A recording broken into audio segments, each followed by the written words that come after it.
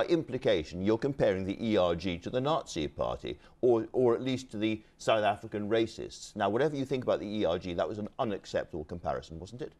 Andrew, I would say that that wasn't strong enough. In Really? 1938, there were allies who hatched a plan for Hitler to annex part of Czechoslovakia, and Churchill said no, and he stood alone. He did. We must not appease. We're in a situation now, and let me just be clear, I'm an ethnic minority. We have in the ERG, in Jacobs Rees-Mogg, someone who is happy to put onto his web pages the horrible, racist AfD party, a party that's Islamophobic and on the far right of the German system. They're happy to use the phrase grand wizard. KKK is what it evokes to me when I think of that phrase, and the Deep South. I'm sorry, but very, very seriously, of course we should not appease that. Of course we should not appease that. Jacob Rees-Mogg has been absolutely clear that he does not endorse the AfD, and the grand wizard stuff, we don't know where that came from. It's a dangerous thing, surely, to accuse him of being close to Nazi ideology. We do know that Boris Johnson is with Steve Bannon, who is a white supremacist. We do know that there are links between Viktor Orban, Salvini and others. I'm not backing off on this. Never will I back off on this on behalf of my constituents.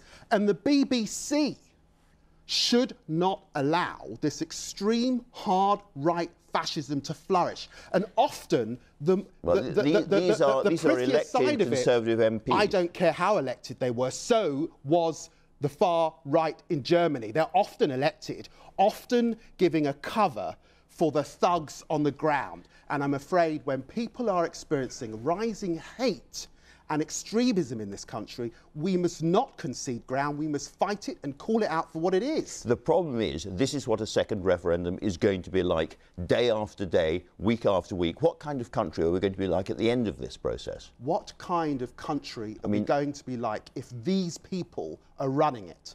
What kind of country are we going to be like when we head into a leadership race and some of them get their hands on the levers of the country? Where will this stop, Andrew? It may be that you will be fine in that country, but many of my constituents will not, and that's why I stand firm. You would say that Tory MPs like Boris Johnson and Jacob Rees-Mogg are equivalent to Nazis? Ask Boris Johnson why he's hanging out with Steve Bannon.